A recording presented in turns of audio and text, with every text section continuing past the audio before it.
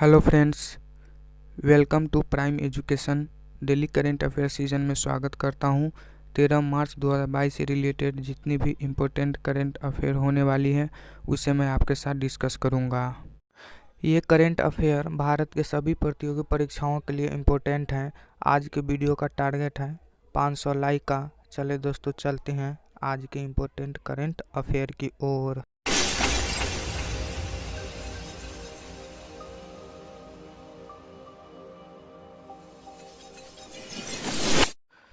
First number question है दोस्तों, भारत सरकार द्वारा बैंकों, डाकघरों, सीएससी यानी कॉमन सर्विस सेंटर आदि जैसे सभी प्रदाताओं में से किसी भी वित्तीय सेवा संपर्क बिंदु का पता लगाने के लिए नागरिक अभिकेंद्रित एक प्लेटफॉर्म प्रदान करने हेतु निम्नलिखित में से कौन सा मोबाइल एप्लीकेशन विकसित किया गया है? ए में जनधन दर्शक, बी में उमंग, सी में मदद और डी में डिजी लॉकर। इसका सही जवाब क्या होगा दोस्तों?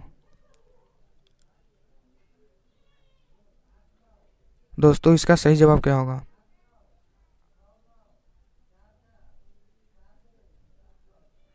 इसका सही जवाब होगा ए जनधन दर्शक। क्या है? ए जनधन दर्शक होगा इसका करेक्ट आंसर।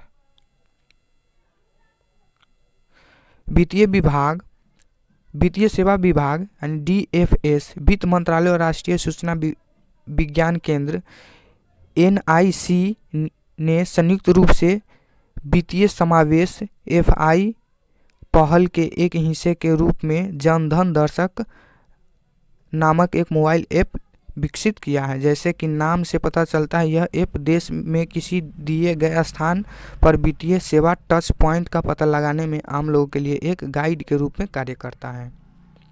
दूसरा नंबर क्वेश्चन है दोस्तों, बिरसा मुंडा को अंतिम समय में किस जेल में रखा गया था? ए में हजारीबाग, बी में दुमका, सी में भागलपुर और डी में रांची। इसका सही जवाब क्या होगा? बिरसा मुंडा को कहाँ रखा गया था? कौन सा जेल में रखा गया था? इस चारों में से कौन सा ऑप्शन होगा?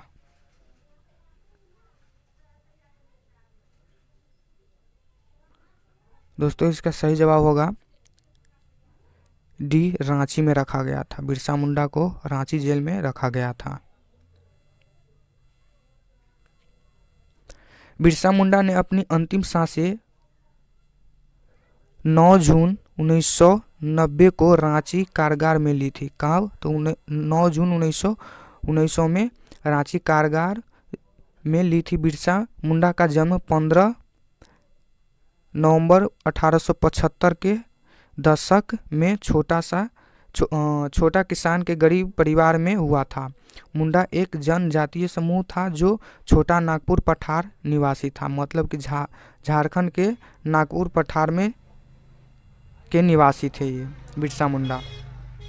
बिरसा जी को 1900 में आदिवासी लोगों के संगठित देखकर ब्रिटिश सरकार ने आरोप में गिरफ्तार कर लिया गया था तथा उन्हें 2 साल का दंड दिया था। कितने साल? तो 2 साल का दंड दिया था। कौन? तो ब्रिटिश सरकार ने। बिरसा मुंडा का समाधि रांची में कोकर के निकट डिस्टिलरी पुल के पास स्थित है। इनका समाधि कहाँ स्थित है? तो रांची के डिस्टिलरी पुल के पास है। वहीं इनका स्टैचू भी लगा है। बिरसा मुंडा का स्टैचू भी लगा है। अगला क्वेश्चन है तीसरा नंबर, सत्यार्थ प्रकाश पुस्तक द्वारा लिखी गई है। किसके द्वारा लिखी गई है? ए में है स्वामी दयानंद सरस्वती, बी में रामकृष्ण परमहंस, सी में राजा राम मोहन राय और डी में है ईश्वर चंद्र विद्यासागर। जो सत्यार्थ प्रकाशन है वो किसके द्वारा लिखा गया है? दोस्तों इसका सही जवाब बताइए।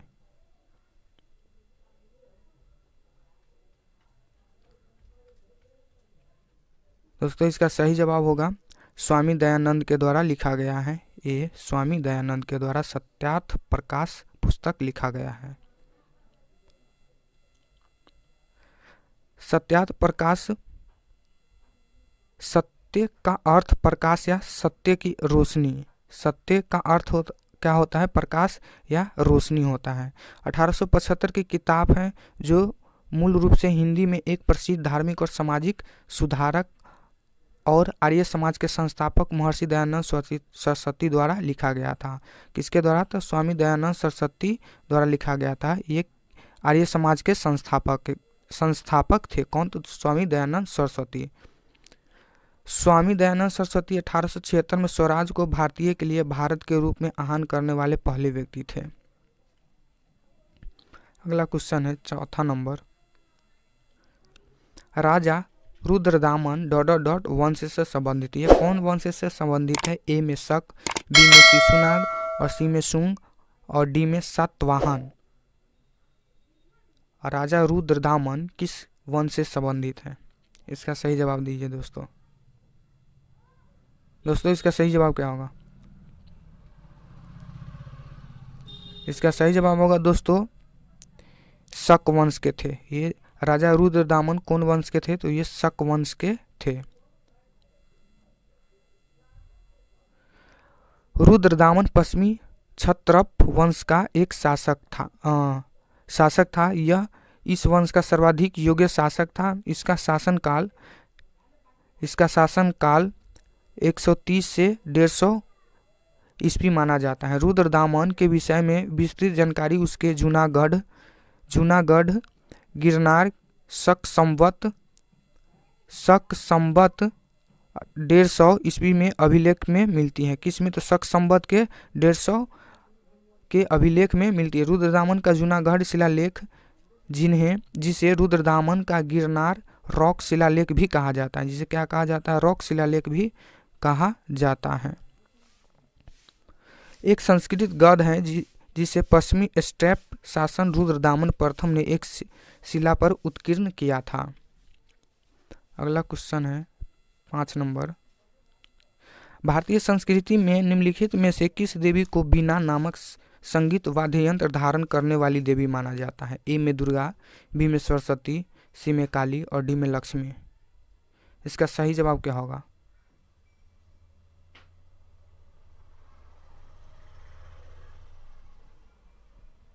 इसका सही जवाब क्या होगा दोस्तों? इसका सही जवाब होगा दोस्तों सरस्वती को क्या वीणा नामक संगीत वाद्य यंत्र धारण करने वाली देवी माना जाता है, सरस्वती को। इसका भी करेक्ट आंसर है। भारतीय संस्कृति में ज्ञान व प्राय संगीत की देवी सरस्वती को तकरीबन हमेशा से ही वीणा के साथ दिखाया जाता है। सरस्वती देवी की प्रसिद्ध वंदना में उन्हें वीणा वरदंड मंडितकारा से संबंधित किया जाता है। वीणा भारत के लोकप्रिय वाद्य यंत्र में से एक है जिसका प्रयोग प्राय शास्त्रीय संगीत में किया जाता है। वीणा सुर ध्वनियों के लिए भारतीय संगीत में प्रयुक्त सबसे प्राचीन वाद्य यंत्र है। समय के साथ इसके कई प्रकार के विकसित हुए हैं, रुद्र वीणा, विचित्र वीणा इत्यादि, किंतु इसका प्राचीनतम रूप एक तंत्री वीणा है। अगला क्वेश्चन क्या है दोस्तों? 6 नंबर क्वेश्चन है, निम्नलिखित में से कौन सा एक गैर संचारी रोग है? ए में हैजा, बी में मिर्गी, सी में तपेदिक, डी में चेचक। इसका सही जवाब क्या होगा दोस्तों? इसका सही जवाब दीजिए दोस्तों। इसका करेक्ट आंसर बताइए क्या होगा दोस्तों? इसका सही जवाब होगा मिर्गी। क्या होगा? मिर्गी एक गैर संचारी रोग है। क्या है? मिर्गी एक गैर संचारी रोग है। अपस्मार या मिर्गी एक तंत्रीय विकार या न्यूरोलॉजिकल डिसऑर्डर है जिसमें रोगी को बार बार दौरे पड़ते हैं। मस्तिष्क में किसी गड़बड़ी के कारण बार बार दौरे पड़ने की समस्या हो जाती है। दौरे के समय व्यक्ति के दिमागी संतुलन पूरी तरह से गड़बड़ा जाता है और उसका शरीर लड़खड़ाने लगता है। इसका प्रभाव शरीर के किसी एक हिस्से पर देखने को मिल सकता है, जैसे चेहरे, हाथ या पैर। इन दौरों में तरह तरह के लक्षण होते हैं, जैसे कि बेहोशी आना, गिर पड़ना, हाथ पाँव में झटके आना। अगला क्वेश्चन है 7 नंबर क्वेश्चन है दोस्तों, तेलंगाना राज्य का गठन आंध्र प्रदेश पुनर्गठन अधिनियम ... के अंतर्गत किया गया था। किसके अंतर्गत किया गया था? ए में है 2016, बी में 2015, सी में 2012 और डी में 2014। इसका सही जवाब क्या होगा दोस्तों? इसका सही जवाब क्या होगा? इसका सही जवाब बताइए। इसका करेक्ट आंसर क्या होगा दोस्तों?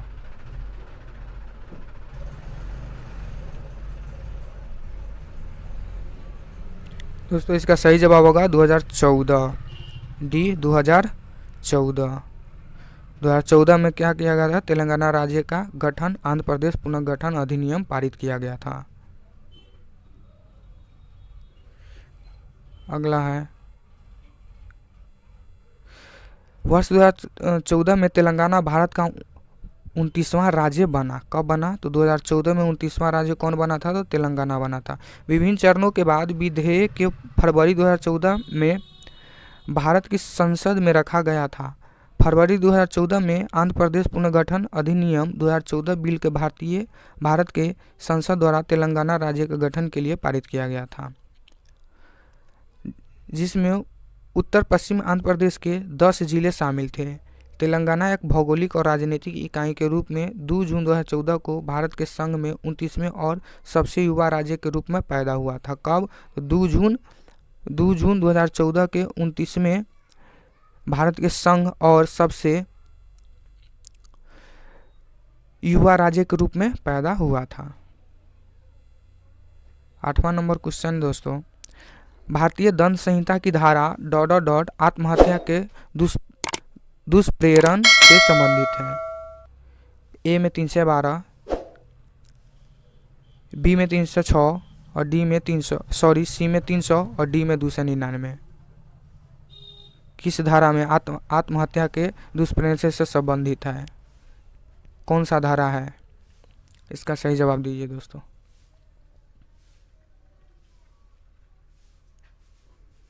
दोस्तों इसका सही जवाब क्या होगा? इसका सही जवाब होगा दोस्तों 306 है। भारतीय दंड संहिता की धारा 306 आत्महत्या के दुष्प्रेरण से संबंधित है। भारतीय दंड संहिता की धारा 306 के अनुसार यदि कोई व्यक्ति आत्महत्या कर लेता है और जो भी इस तरह की आत्महत्या के लिए दुष्प्रेरित करता उकसाता है तो उसे किसी एक अवधि के लिए कारावास से दंडित किया जाएगा, जिसे 10 वर्ष तक बढ़ाया जा सकता है और साथ ही वह आर्थिक दंड के लिए भी उत्तरदायी होगा। अगला क्वेश्चन है दोस्तों, 9 नंबर क्वेश्चन है, अंडमान में निकोबार द्वीप समूह बंगाल के खाड़ी में भारतीय मुख्य बिंदु के ... में स्थित है। ए में उत्तर पूर्व में, बी में दक्षिण पश्चिम में, सी में दक्षिण पूर्व में और डी में उत्तर पश्चिम में। इसका सही जवाब क्या होगा?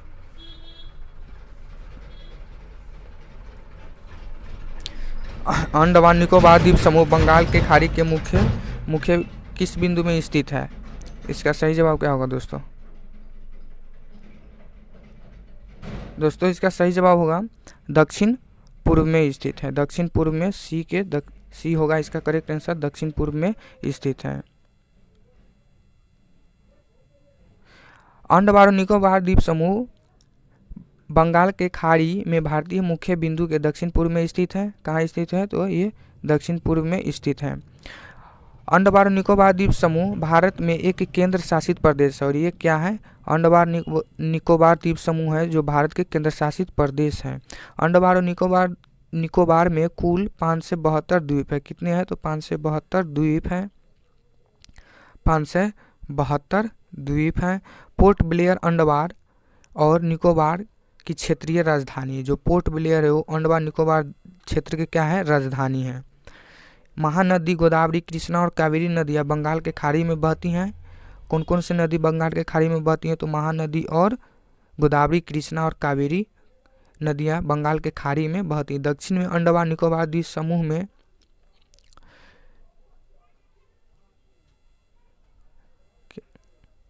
टेन डिग्री चैनल द्वारा अलग किया गया है। कौन? तो 10 दक्षिण में अंडमान निकोबार द्वीप समूह से 10 डिग्री चैनल द्वारा अलग किया गया है। अगला क्वेश्चन है दोस्तों, 10वां नंबर क्वेश्चन है, निम्नलिखित में से कौन सा महाकाव्य तमिल कवि इलांगो अडिल द्वारा लिखा गया है? ए में शिल्पाधिकारम, बी में वैल्यापति, सी में मणिमेखलाई और डी में कुंडलकेशी। इसका सही जवाब क्या होगा?